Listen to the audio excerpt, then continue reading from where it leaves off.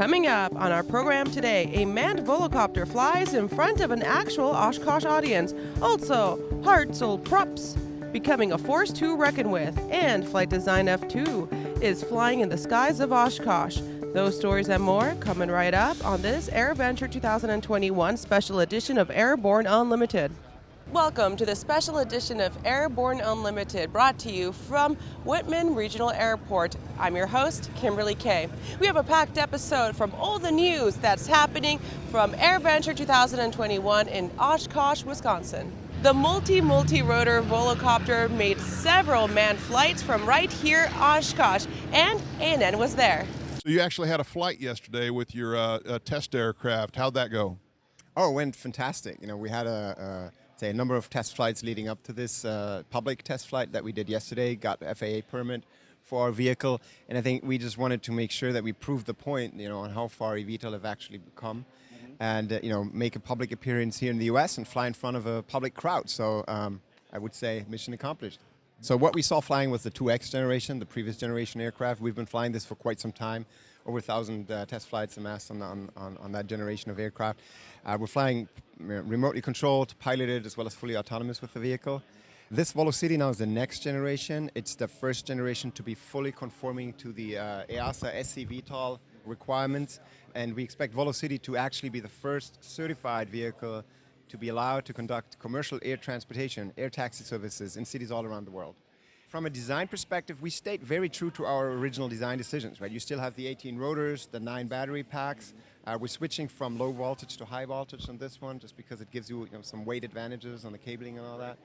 We, of course, have integrated more and more sensor capabilities into this vehicle than in the previous versions. But that's pretty much the basic changes. It's a little bit heavier, a bit more roomier, so we really designed the vehicle around the urban mission and the customer experience. So, invited to have a seat inside and feel for yourself. Moving forward, your next major hurdle is probably going to be certification. Now, you're certifying in EASA and looking at the FAA here in the United States.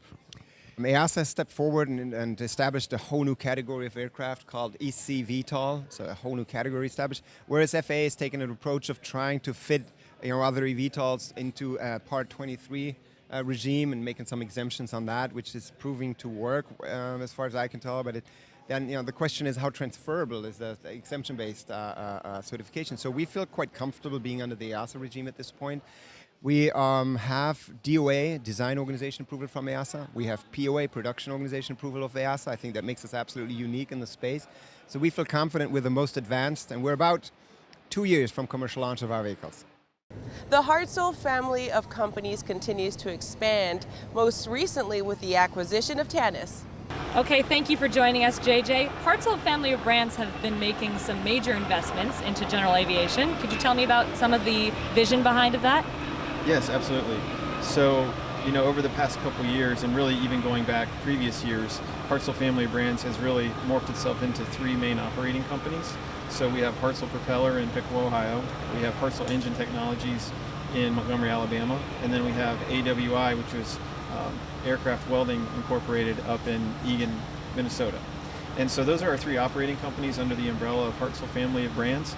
And what we've tried to do is really invest in firewall forward technology across general aviation. And under the Hartzell parent company, you've acquired several other industries. What have you worked on this year as far as acquisitions? Yeah, so I'm really excited because Hartzell Propeller, which is the company that I look after, we just made the purchase of Tanis aircraft products up in Minnesota, and so that product line is a fantastic product. It's got a great reputation in the industry for quality and for doing a really nice job of preheating engines and preheating engine cabins as well as batteries and other things. So Tanis is really fits into our portfolio well because it's a very similar manufacturing process. Moving forward, can folks be looking for huge expansions from the Hartzell family? We're definitely interested in growing, organically as well as partnering with other companies that are under the same mantra of quality, performance, and support. And so, our product portfolio and the activity has never been greater. We're looking to continue to invest in our composite technology and looking at lower end, higher end, and really making sure that we're designing products that that meet the needs of the mission profile for the airplane and the engine and ultimately the end user. So absolutely, we're going to continue to invest. Flight Design brought their F2 to show off at Oshkosh. Flight Design is now producing 6 airplanes a month out of their facilities in Germany, Czech Republic, and Ukraine. F2 LSA was approved by the FAA as a special light sport aircraft July 8th, several weeks ago, and they did the inspection on this aircraft. The data package for the certified version of the F2, called the F2 CS23, was submitted to EASA, the European Aviation Regulator, last week, and we're anticipating, with good luck, the type certificate to be issued sometime in September 2021. The F2 has a longer wingspan than the CT series. It's just under 33 feet, and the CTLS and CTSW are just over 27. It gives good higher altitude performance and true airspeed cruise. The higher you go, the more it likes it. It has a larger cabin. It's 51 inches wide as opposed to 49 on the CTLS. There's a rather giant storage area behind the seats on the F2, and we expect people putting, folding bikes in there or bringing their dog out to Martha's Vineyard, something like that with it. And that's something we know that the market really wants. It burns around 4.1 gallons an hour, cruising, say, like 6,000 feet at a true airspeed of 120 knots. It's rather efficient, and it gets around 26, 27 miles per gallon at that speed of auto fuel. It'll run on 91, 93 pump gas with ethanol. It carries 34 gallons of fuel, so it'll go 850 nautical miles on a full load of fuel. But we have 23 on order, and I think 14 of that 23 have been sold to end users. So it's going to take about 5-6 months right now. But we're upping production. We expect to get to 8 airplanes a month by early 2022. And we think the demand will be there. We think we'll be selling 50, 60 units a year. That's really not even including the certified version. So I think we're onto something big. Coming up after the break, we have the latest news from AirVenture 2021.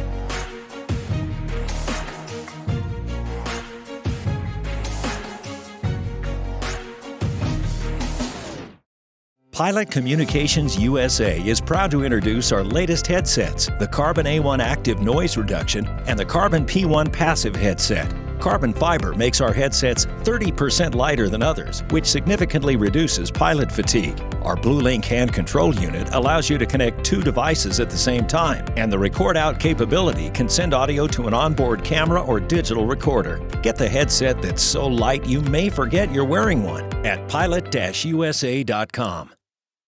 The Zephyr is what you have always wanted.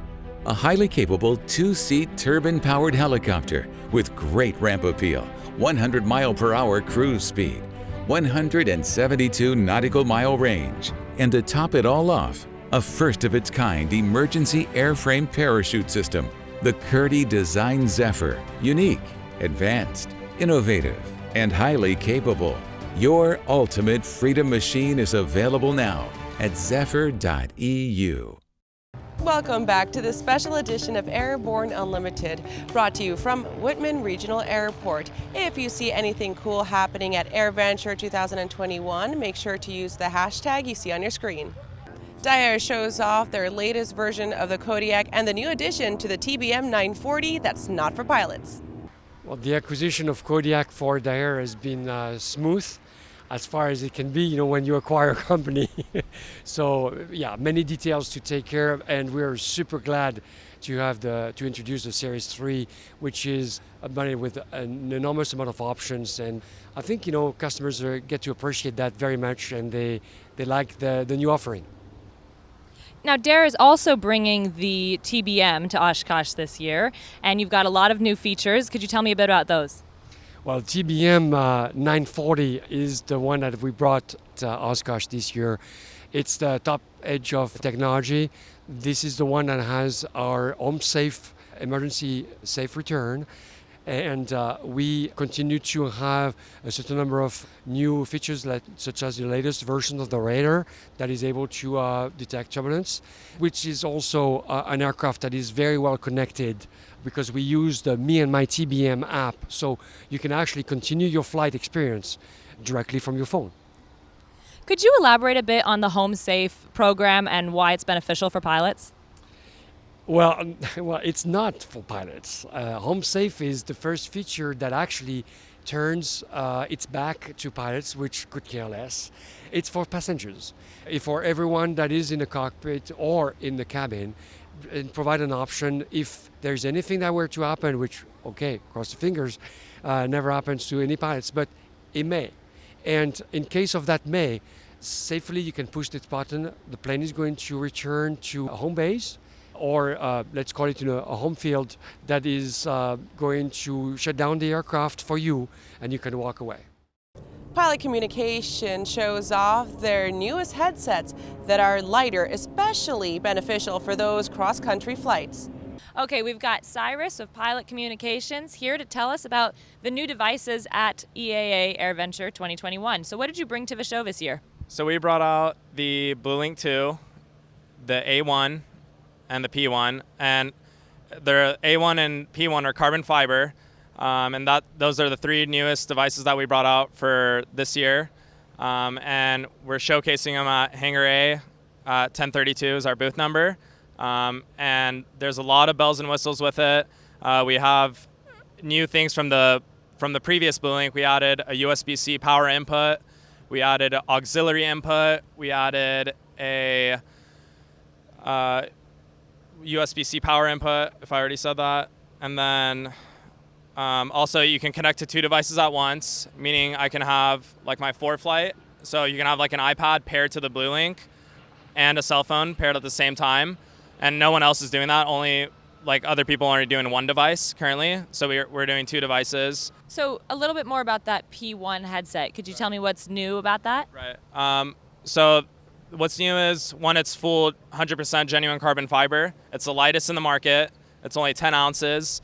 It has 23 decibels of canceling. And with the A1, is there some difference between the Papa 1, Alpha 1? Right. So the A1 is active. What it's standing for is active noise reduction. So A for active and P for passive. So active is obviously our top of the line for noise reduction. And then the P1 is just passive continuation, which is just no noise canceling.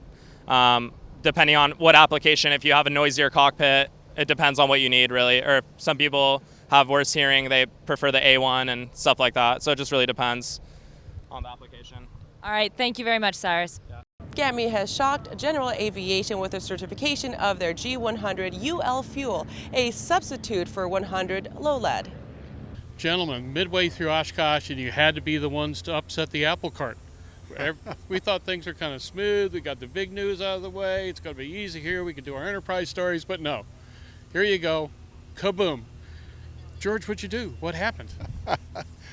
All the pieces of the puzzle fell together over the last 11 months. I got to tell you, in significant part, that was due to some extraordinary leadership out of Earl Lawrence at the FAA.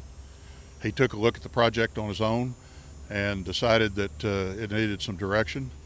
And he put that in place starting the first week in August of last year. And I got to tell you, the certification work that has been done since then has been a thing of beauty. I mean, the guys he put on the project have worked their backsides. They're out of the Wichita Aircraft Certification Office. They're smart. They've got industry experience. And we were turning things around in cycle times that, was like we were headed for the moon.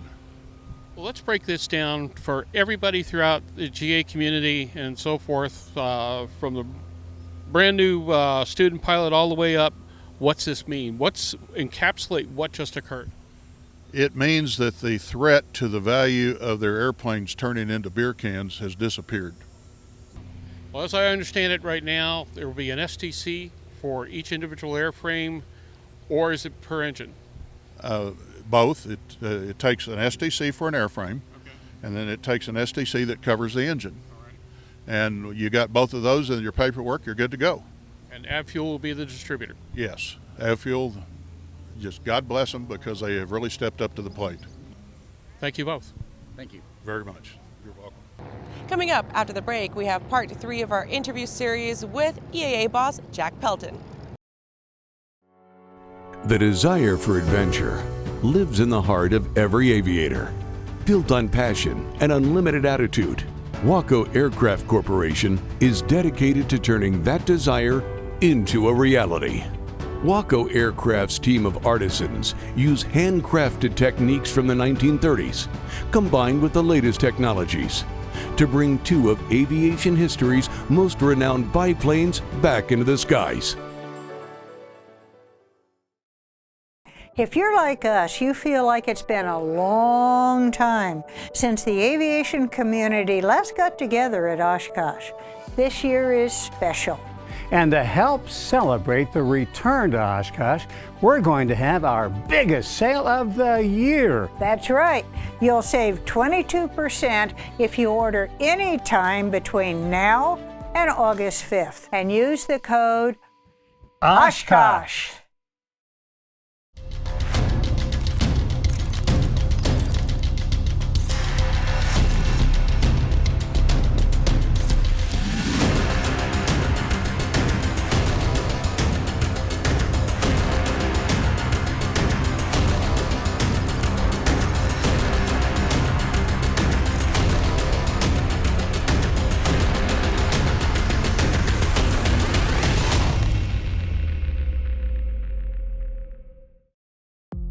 Affordable and economical, Pipistrel is proud to present the Alpha Trainer.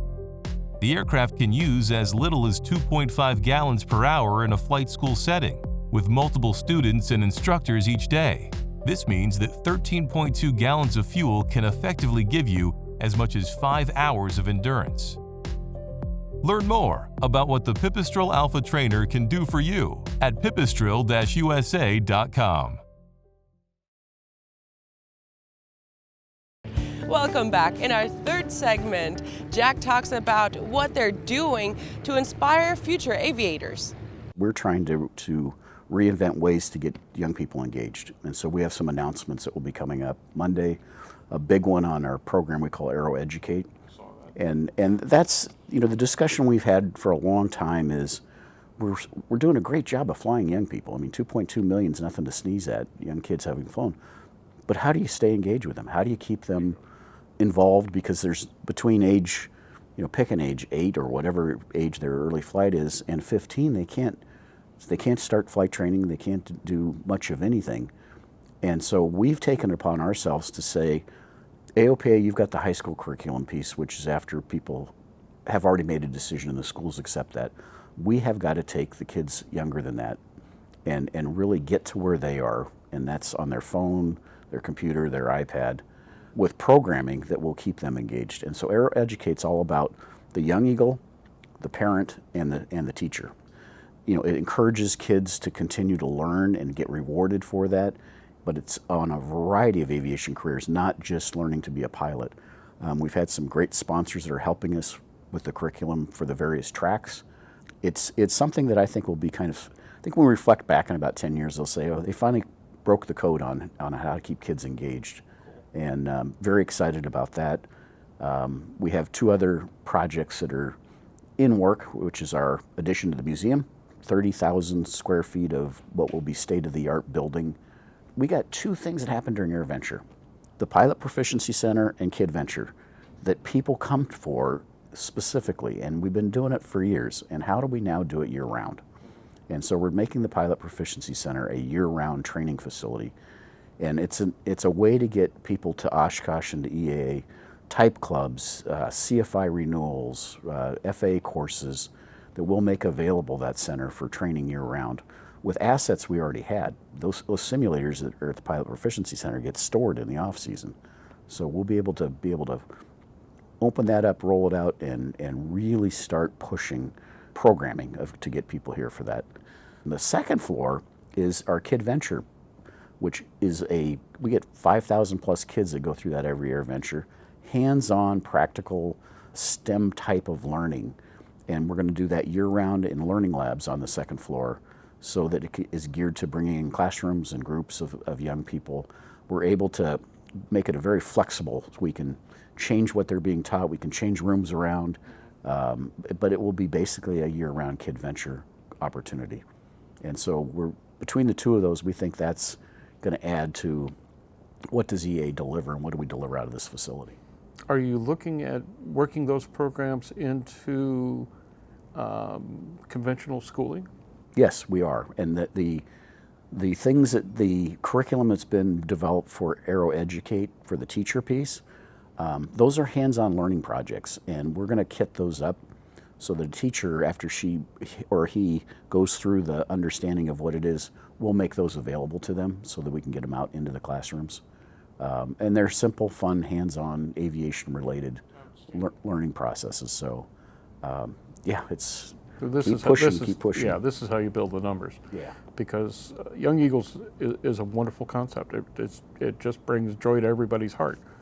But then there's the day after the Young Eagle flight, and what do you do? How do you maintain that? For some of us, we were airplane geeks from the moment we were opening our eyes and figuring out what was going on around us, and for others it took a little while, an acquired taste. And I think we lost sight of the people who probably at Young Eagles is most rewarding for is the volunteer pilots who fly the kids. Oh gosh, I mean, it's really big for them, and it gives them a reason to fly, and they feel like they're giving back, and that's all good. But now we got to take that young person and bring them along and give them what they need to continue to learn. In tomorrow's episode, Jack and Jim talk about recent changes with the FAA that's not sitting well with pilots and instructors. Well, that does it for our show today. I'm your host, Kimberly Kay. Make sure to subscribe to our YouTube channel. Also, check out our social media pages. And feel free to watch the show on Roku and Fire TV. One more thing, do not forget to tune in to tomorrow's show to watch everything newsworthy that's happening at AirVenture 2021.